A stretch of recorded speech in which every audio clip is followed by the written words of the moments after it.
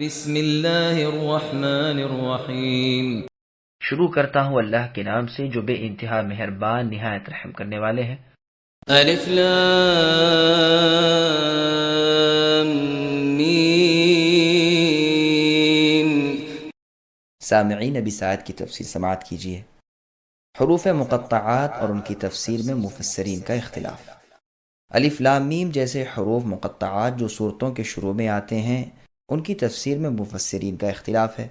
بعض تو کہتے ہیں کہ ان کے معنی صرف اللہ تعالیٰ ہی کو معلوم ہیں، کسی اور کو معلوم نہیں، اس لیے کہ وہ ان حروف کی کوئی تفسیر نہیں کرتے۔ قرطبی نے ابو بکر، عمر، عثمان، علی ابن مسعود رضی اللہ عنہم سے یہی نقل کیا ہے۔ عامر شعبی، سفیان ثوری، ربیع بن خثیم رحمۃ اللہ علیہم بھی یہی کہتے ہیں۔ ابو حاتم ابن حبان رحمۃ اللہ علیہما بھی اسی کو پسند کرتے ہیں۔ بعض لوگ ان حروف کی تفسیر بھی کرتے ہیں لیکن ان کی تفسیر میں بہت کچھ اختلاف ہے۔ عبد الرحمن بن زید بن اسلم رحمۃ اللہ علیہ فرماتے ہیں یہ صورتوں کے نام ہیں۔ علامہ ابو القاسم محمود ابن عمر زمخشری اپنی تفسیر میں لکھتے ہیں اکثر لوگوں کا اسی پر اتفاق ہے۔ سیبویہ نے بھی یہی کہا ہے اور اس کی دلیل بخاری اور مسلم کی وہ حدیث ہے جس میں ہے کہ رسول اللہ صلی اللہ علیہ وسلم جمعے کے دن صبح کی نماز میں الف لام میم السجدہ اور هل اتى علی الانسان پڑھتے تھے۔ مجاہد رحمۃ اللہ علیہ فرماتے ہیں کہ الف لام میم اور حا میم اور الف لام میم صاد اور صاد یہ سب صورتوں کی ابتدا ہے جن سے یہ صورتیں شروع ہوتی ہیں۔ انہی سے یہ بھی منقول ہے کہ الف لام میم قرآن کے ناموں سے ایک نام ہے۔ قتادہ رحمہ اللہ اور زید ابن اسلم رحمۃ اللہ علیہ کا بھی یہی قول ہے، اور شاید اس قول کا مطلب بھی وہی ہے جو عبد الرحمن ابن زید ابن اسلم رحمۃ اللہ علیہ فرماتے ہیں کہ یہ صورتوں کے نام ہیں، اس لیے کہ ہر صورت کو قرآن کہہ سکتے ہیں، اور یہ نہیں ہو سکتا کہ سارے قرآن کا نام الف لام میم صاد ہو، کیونکہ جب کوئی شخص کہے کہ میں نے سورہ الف لام میم صاد پڑھی تو ظاہر یہی سمجھا جاتا ہے کہ اس نے سورہ اعراف پڑھی، نہ کہ پورا قرآن، واللہ اعلم۔ بعض مفسرین کہتے ہیں کہ یہ اللہ تعالیٰ کے نام ہیں۔ شعبی، سالم ابن عبداللہ، اسماعیل ابن عبد الرحمن، سدی کبیر رحمۃ اللہ علیہم یہی کہتے ہیں۔ ابن عباس رضی اللہ عنہما سے روایت ہے کہ الف لام میم اللہ تعالیٰ کا بڑا نام ہے۔ ایک اور روایت میں ہے کہ حا میم طا سین اور الف لام میم یہ سب اللہ تعالیٰ کے بڑے نام ہیں۔ علی اور ابن عباس رضی اللہ عنہما دونوں سے یہ مروی ہے۔ ایک اور روایت میں ہے کہ یہ اللہ تعالیٰ کی قسم ہے اور اللہ کا نام بھی ہے۔ اکرمہ رحمۃ اللہ علیہ فرماتے ہیں کہ یہ قسم ہے۔ ابن عباس رضی اللہ عنہما سے یہ بھی مروی ہے کہ اس کے معنی ان اللہ اعلم ہے، یعنی میں ہوں اللہ زیادہ جاننے والا۔ سعید بن جبیر رحمۃ اللہ علیہ سے بھی یہ مروی ہے۔ امام ابن جریر رحمۃ اللہ علیہ نے ان سب مختلف اقوال میں تطبیق دی ہے، یعنی ثابت کیا ہے کہ ان میں ایسا اختلاف نہیں جو ایک دوسرے کے خلاف ہو سکتا ہے کہ یہ صورتوں کے نام بھی ہوں اور اللہ تعالیٰ کے نام بھی ہوں، اور صورتوں کے شروع کے الفاظ بھی ہوں، اور ان میں سے ہر حرف سے اللہ تعالیٰ کے ایک ایک نام کی طرف اشارہ بھی ہو، اور اس کی صفتوں کی طرف بھی اور مدت وغیرہ کی طرف بھی۔ ایک ایک لفظ کئی معانی میں آتا ہے، جیسے لفظ امہ کے اس کے ایک معنی ہے دین، جیسے قرآن میں ہے انا وجدنا آباءنا علی امۃ، یعنی ہم نے اپنے باپ دادوں کو اسی دین پر پایا۔ دوسرے معنی ہے اللہ کا اطاعت گزار بندہ، جیسے فرمایا ان ابراہیم کان امۃ، یعنی ابراہیم علیہ السلام اللہ تعالیٰ کے مطیع اور فرما بردار اور مخلص بندے تھے اور وہ مشرکوں میں سے نہ تھے۔ تیسرے معنی ہے جماعت، جیسے فرمایا وجد علیہ امہ، یعنی ایک جماعت کو اس کنویں پر پانی پلاتے ہوئے پایا۔ دوسری جگہ ہے وَلَقَدْ بَعَثْنَا فِي كُلِّ أُمَّةٍ رَسُولًا، یعنی ہم نے ہر جماعت میں رسول بھیجا۔ چوتھے معنی ہے مدت اور زمانہ، فرمان ہے وَالذَّكَرَ بَعْدَ أُمَّةٍ، یعنی ایک مدت کے بعد اسے یاد آیا۔ پس جس طرح یہاں ایک لفظ کے کئی معنی ہوئے، اسی طرح ممکن ہے کہ ان حروف مقطعات کے بھی کئی معنی ہوں۔ امام ابن جریر رحمۃ اللہ علیہ کے اس فرمان پر ہم کہہ سکتے ہیں کہ ابو العالیہ نے جو تفسیر کی ہے اس کا مطلب تو یہ ہے کہ یہ ایک لفظ ایک ساتھ ایک ہی جگہ ان سب معانی میں ہے، اور لفظ امت وغیرہ جو کئی معنی میں آتے ہیں جنہیں اصطلاح میں الفاظ مشترکہ کہتے ہیں، ان کے معنی ہر جگہ جدا جدا تو ضرور ہوتے ہیں لیکن ہر جگہ ایک ہی معنی ہوتے ہیں، جو عبارت کے قرینے سے معلوم ہو جاتے ہیں۔ ایک ہی جگہ سب کے سب معنی مراد نہیں ہوتے، اور سب پر ایک جگہ محمول کرنے کے مسئلے میں علماء اصول کا بڑا اختلاف ہے، اور ہمارے تفسیری موضوع سے اس کا بیان خارج ہے، واللہ عالم۔ دوسرے یہ کہ امت وغیرہ الفاظ کے جو معنی ہیں وہ بہت سارے ہیں، اور یہ الفاظ اسی لیے بنائے گئے ہیں، اور بندش کلام اور نشست الفاظ سے ایک معنی ٹھیک بیٹھ جاتے ہیں، لیکن ایک حرف کی دلالت ایک ایسے نام پر ممکن ہے کہ وہ دوسرے ایسے نام پر بھی دلالت کرتا ہو، اور ایک کو دوسرے پر کوئی فضیلت نہ ہو، تو مقدر ماننے سے، نہ ضمیر دینے سے، نہ وضع کے اعتبار سے، اور نہ اور اعتبار سے، تو ایسی بات علمی طور پر نہیں سمجھی جا سکتی، البتہ اگر منقول ہو تو اور بات ہے، لیکن یہاں تو اختلاف ہے اور اجماع نہیں، اس لیے یہ فیصلہ قابل غور ہے۔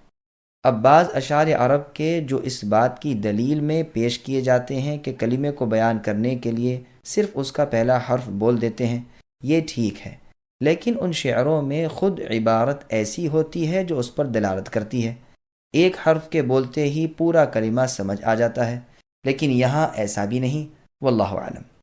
مجاہد رحمۃ اللہ علیہ کہتے ہیں کہ صورتوں کے شروع میں جو یہ حروف ہیں، مثلا قاف، صاد، ح، میم، طا، سین، میم، الف، لام، را وغیرہ، سب حروف ہجا ہیں۔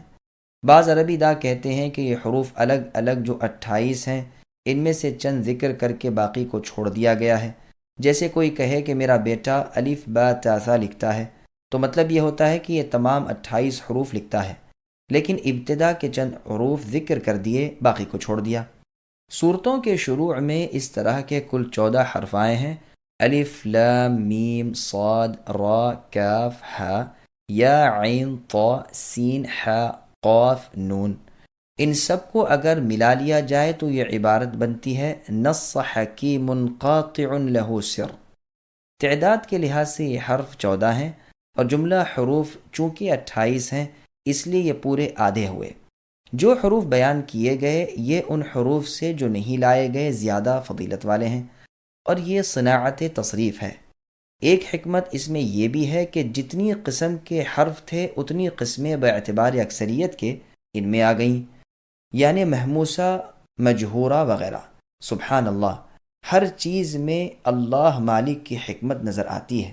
یہ یقینی بات ہے کہ اللہ کا کلام لغو، بےہودہ، بیکار اور بے معنی الفاظ سے پاک ہے۔ جو جاہل لوگ کہتے ہیں کہ سرے سے ان حروف کے کچھ معنی ہی نہیں، وہ بالکل خطا پر ہیں، اس کے کچھ نہ کچھ معنی یقیناً ہیں۔ اگر نبی معصوم صلی اللہ علیہ وسلم سے اس کے معنی کچھ ثابت ہوں تو ہم وہ معنی کریں گے اور سمجھیں گے، ورنہ جہاں کہیں رسول اللہ نے کچھ معنی بیان نہیں کیے ہم بھی نہ کریں گے، اور ایمان لائیں گے کہ یہ اللہ کریم کی طرف سے ہے، رسول اللہ سے تو اس میں ہمیں کچھ نہیں ملا۔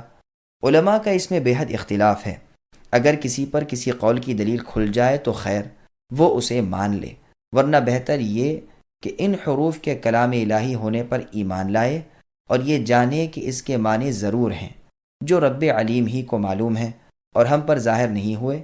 دوسری حکمت ان حروف کے لانے میں یہ بھی ہے کہ ان سے صورتوں کی ابتدا معلوم ہو جائے، لیکن یہ وجہ ضعیف ہے، اس لیے کہ اس کے بغیر ہی صورتوں کی جدائی معلوم ہو جاتی ہے۔